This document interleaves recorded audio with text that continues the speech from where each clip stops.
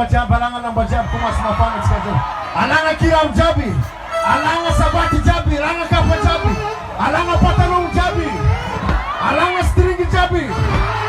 Au tukuti ngapa msairin, pa, tim, pam. Au tukuti ne, au tukuti ne, au tukuti ne, au tukuti ne, au tukuti ne, au tukuti ne. Hiyo hiyo, hiyo hiyo. Pum pum.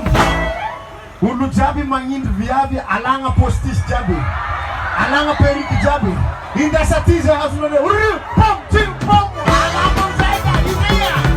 Inda satiza hita kumo.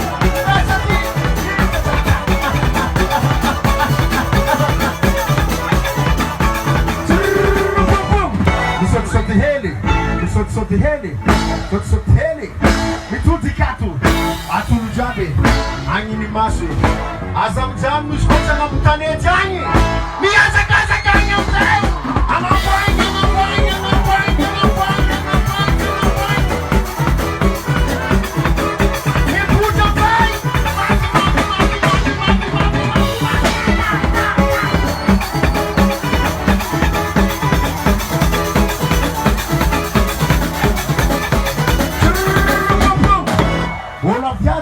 Simanyeki kwa chitonga hilanyi.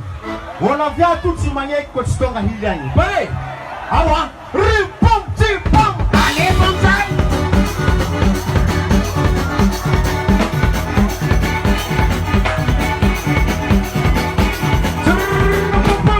Olo jaban jami tuf tumial kemangan salik kita bone. Tipom, tipom, alipom zai.